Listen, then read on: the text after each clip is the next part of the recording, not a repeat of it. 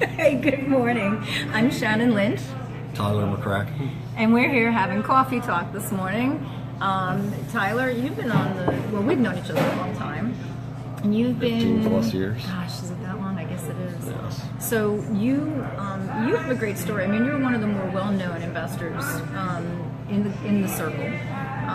Kind of quiet, but kind of staying off to the side.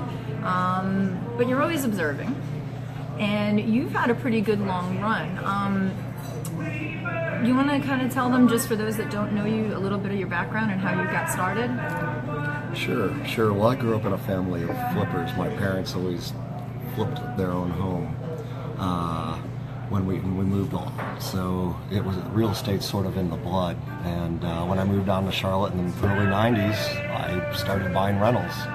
And literally bought a couple hundred of them, always sort of pruned a few over the years. And going into the 2000s, I was looking for another avenue and started up the hard money lending operation.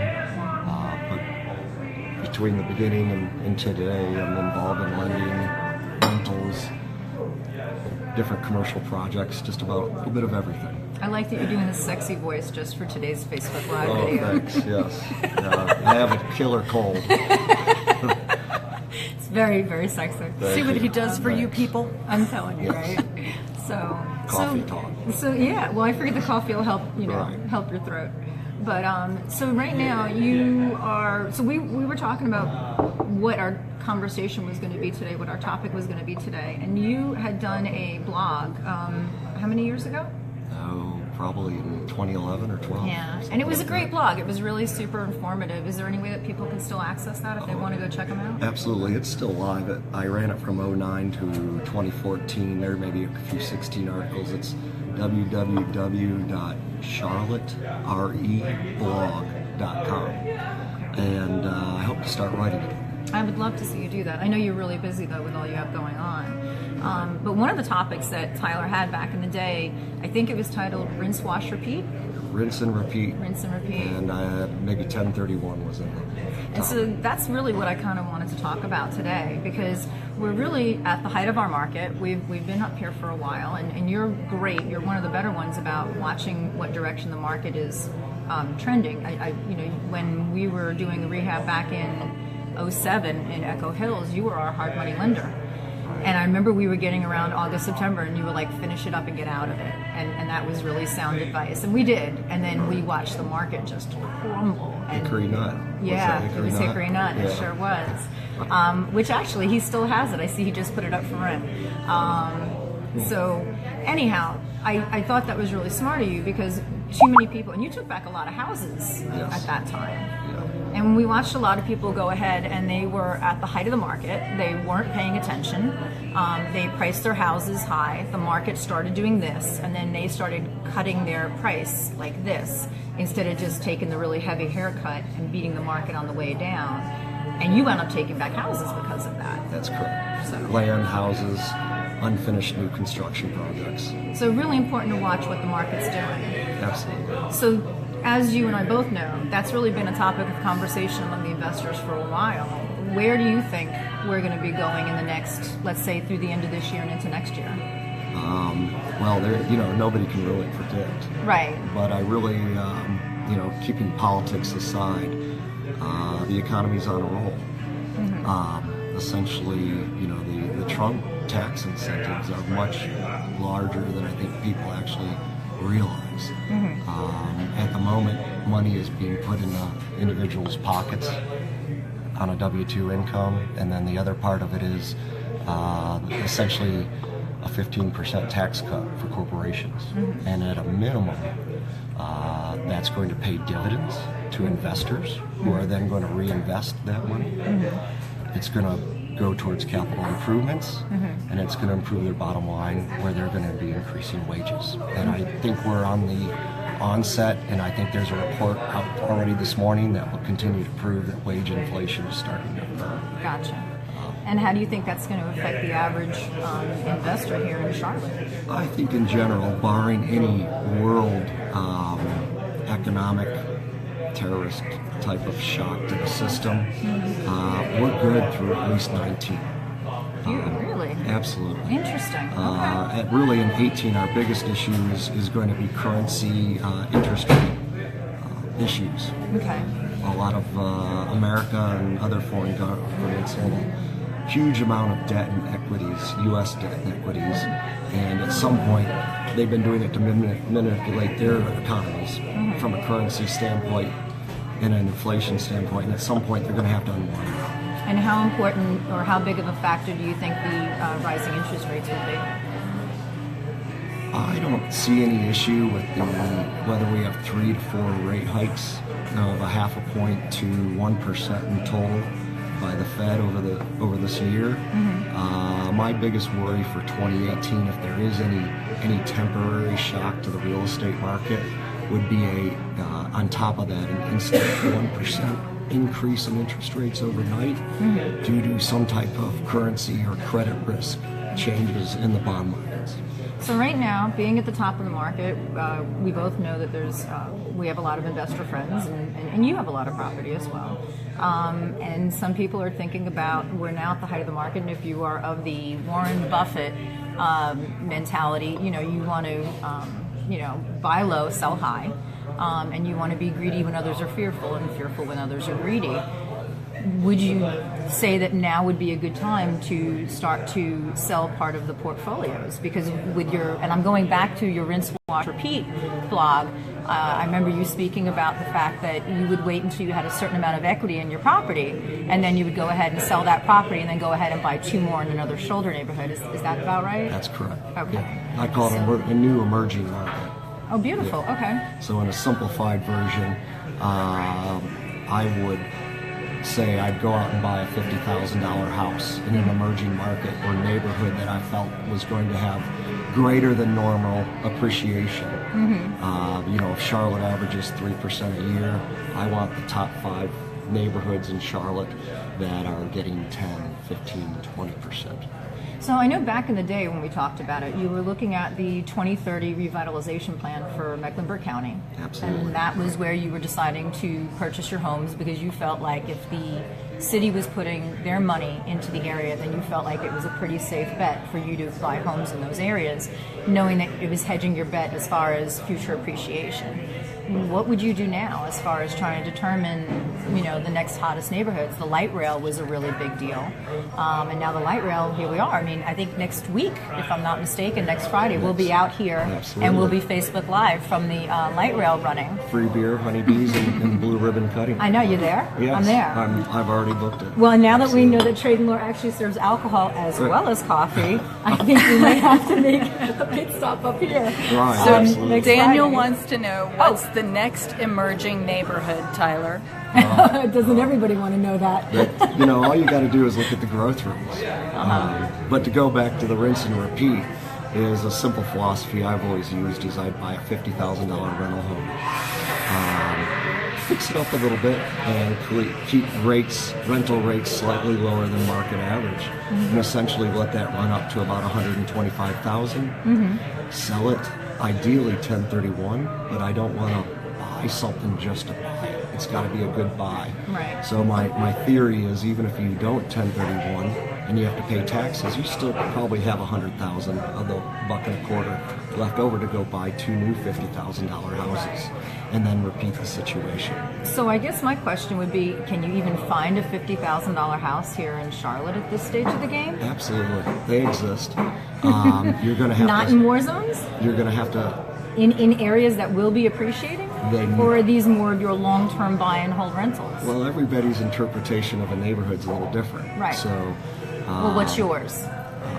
Well, if I'm comfortable, Okay. if I want to knock on a door and collect rent at 8 o'clock at night on a Friday, then I would be comfortable investing in that property. Okay. But I'm looking for lower income areas or war zones that I believe are gentrifying, Okay. and in theory have the ability to rapidly appreciate because as the new gentrifiers, or I call them creative loafers, move Yes. in, they have a much greater purchasing power. Right. So the average income goes up. That means the average value on retail homes go up, and it's just a self-feeding storm that also works for rentals as well. Right, and 28205 has just been on fire for the longest time, and the shoulder neighborhoods as well. I'm a fan of the shoulder neighborhoods because I feel like that's where you're pretty safe. That most likely the wave is going to roll over.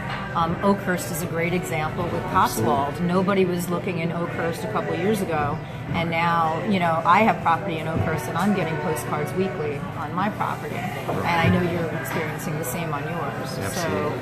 So, and '08, nobody was looking in '08 years ago. And now '08 has popped too. Absolutely. Smallwood's a good example of it. Smallwood's a fantastic example. Most people never heard of Smallwood. They've heard of Wesley Heights, and even Seversville. People were like, where is that? Or Biddleville. And those three shoulder neighborhoods are really popping. And they were starting to pop, I would say, in '05 to '07. We knew some investors that were doing some rehabs out that way, but then it kind of, obviously when the market turned, that was it. Fell back. Yeah, so. V says, Tyler, you are one of our favorites, always sharing the knowledge. Yes, he does, V. I try. Don't blush. You're blushing. Okay. All right. So That's the fever. that's the what fever. it is. It's the fever flush. Gotcha. So I'm not even letting you drink any of your coffee. Oh, Your that's coffee all is right. going to get cold. The idea behind rinse and repeat, and I'll specify two things. Mm-hmm. I started in rentals, and in all reality, my belief is rentals are long-term retirement packages. Agreed. For 99% of every investor to go out there and start buying rentals and to make an income off of that within 5 years is very small margin that they could do that. So you need a business in addition to rentals, and that doesn't Well, right, matter because you whether can't you're a eat realtor. equity. Right, you could be a realtor, a lender, a wholesaler, a rehabber, new construction, GC, whatever it is you want. But you need a business in conjunction. But with rentals, what I set up was a plan where, taking advantage of long-term capital gains, I could hold property and then sell it every 2 or 5 years. And that was the idea behind the rinse and repeat. And moving on. Ian says, literally sitting one table down and watching while listening in real time. Surreal. Come on over and say hi. Hey, Ian.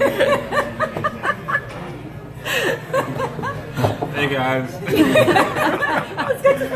Good to meet you too, Shannon. Nice to see you again, Tyler. Yeah, I saw you when I got out of the car. It's so funny. I'm like, hold on, they're talking about real estate. She's laughing. On Facebook. What is she doing? And On as I Facebook, started- I'm over here watching, and I'm like, hold on, wait, they're literally right there. That's awesome.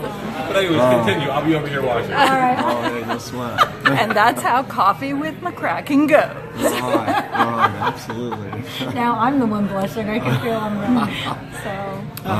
So what else? So what has surprised you the most in the last, say, since the downturn till now? What kind of really just threw you for a loop with the market or with investing in general, or Charlotte in general? The biggest take back, if I'm looking back from back to 2010 from today, that I'm actually reflecting on now is, why did I miss the fact that new housing units were not keeping up with family creation in Charlotte or America in general. Basically, we don't have enough housing for people, and that's what's created value and, in essence, rental increases as well.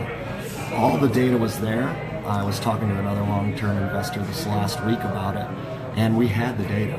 We had the data in 2010. I think I wrote it in an article I called Upturn at the end of 2010, going into 2011 overnight.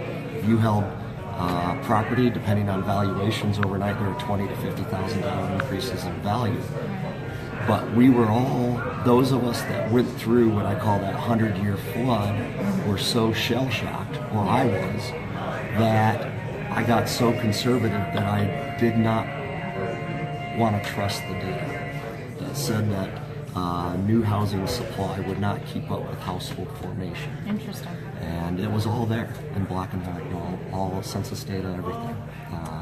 So had I paid more attention to that, I probably would have purchased a little more than I had. Now, the whole time I was actively funding and investing in projects for other investors. Right. But that's probably, and look back, the thing I feel like a lot of us missed or didn't take full advantage of. So what would you have done? So differently, you would have picked up more houses during the downturn? That's correct. Okay. Exactly. Yeah, because everything was on sale. And I remember us having that Absolutely. conversation at one point on the phone and saying everything's on sale, and you were like, nope. Right, you, right. you just, I mean, and I wasn't in a position to buy at that point. So it was, it was hard to watch. But. Right, and there were two issues. One is if you're buying a rental, the ability to get long-term financing Right. Of some sort, whether that's 5, 10, or 30-year financing at a affordable rate to make the rental make sense. Right. So that was the other part of it in the issues. I picked up a few good places, but I wish, Well, it was kind of a sheep mentality. Absolutely. When one person went, oh my God, the sky is falling, everybody said the sky is falling, and everybody just kind of, hunkered down in the bunker and waited for things to change, which, at that point I thought, like when the stock market crashed, I started picking up Bank of America stock, and I think I was paying maybe $5 to $8 at that time, which, I wish I had been in a position to have bought more of it at the time, obviously. But I think my takeaway from all of it is now being in the game long enough to watch was that we watched a glut of let me think, it was a glut of apartments, then it was a glut of condos, and then the market tanked, and then the condos became apartments, and people lost their money because they weren't finished building, and then slowly watching the whole cycle start all over again. Absolutely. And I think that's kind of where we're at now, because now we're seeing a zillion permits for apartments, and now we're at the glut of apartments again. Sure. And I know it's tougher to get the permitting for the condo jobs because you have to have so many of them sold, as a developer. And you can't get FHA financing for your retail buyer. There you go. And so that's almost where I think we're at as far as the condos. I'm surprised we're not seeing more permitting for condos at this point, because that seems to be about where we're at in the market if history would be to repeat itself. Absolutely. We're seeing evidence of like B to C minus apartment complexes being bought and then condoized. Yeah. What I'm shocked to not see yet is a lot of this, what we call South Tryon corridor, the Red Line light rail corridor, apartments, and even over here in the 28205 area, Plaza Midwood, Noda, some of these apartments that have been built over the last 5 or 10 years, I'm shocked that they've not been condo converted or something. I am too, actually. I think we will start to see that over the next, as the economy continues to at least be stable over the next probably 2 to 3 years. And a lot of the guys I know are now buying the B and C apartments, feeling that there's such a glut of A apartments that at some point when the market takes that nosedive, those really expensive apartments, folks are going to start downgrading from the A to the Bs to the Cs, and they feel like they're insulated in that, preferably the B market, or the C, depending on your fortitude. Absolutely. Right. But yeah, so I'm definitely seeing some more of that right now, and interesting that folks are now looking more at the multifamily. Well, that's because of land costs. So traditionally my clients, in the lending side can buy property, whether it has a house or not on it or whatever, to build a new home. And perhaps they can split the land and they can create value either in the purchase price or additional lots. Rachel wants to know, do you have any experience or advice on small commercial investing? She's researching that realm right now. No, it's an interesting market. Commercial's a little different, and I would advise people to be careful. Typically, to get a unit, whether it be an industrial site or commercial, retail, or office, it may take some time to get it leased up. So you have to have cash cushions to handle that. Ideally, either paying all cash for a property or being able to handle that debt flow. It's a great opportunity, but the real areas to make money in real estate, whether it's residential or commercial, is where you can create value. And that's buying in an area you think may appreciate well by creating additional square footage, cutting off land, that type of thing. Very good. So anything else you might want to add, a parting choice bit of advice for the viewers? No, I think rentals are hard to buy today. You really need to cash flow them. They make me nervous. I haven't bought anything since 2016. I'd like to buy more, but I like to buy very inexpensive. And I'm I'm at the age where I don't want to pioneer anymore. Understood. From the wholesaling, flipping, rehabbing, new construction, retail market, it's inventory. And people have to remember they need to take that property down, get that permit in, get it built, and moved as quick as possible. It's about inventory turns and being able to adjust and react to the market. So if we do have some type of pullback, instead of someone thinking they're making $75,000, say, on a new house construction, they might need to instantly mark it down to 50 to move it, and pay attention to what their true cash flow and their business operations are. That's the biggest thing I see in cycles that people miss. They think, if I got 5 out there, if I get one big hit, I'm okay. Well, every month they fall behind, it just snowballs. So I guess actually we never did answer the original question on, is it a good time to rinse, wash, and repeat? And what guidelines would you use for that in today's market? It's an absolutely great time to unload some rentals.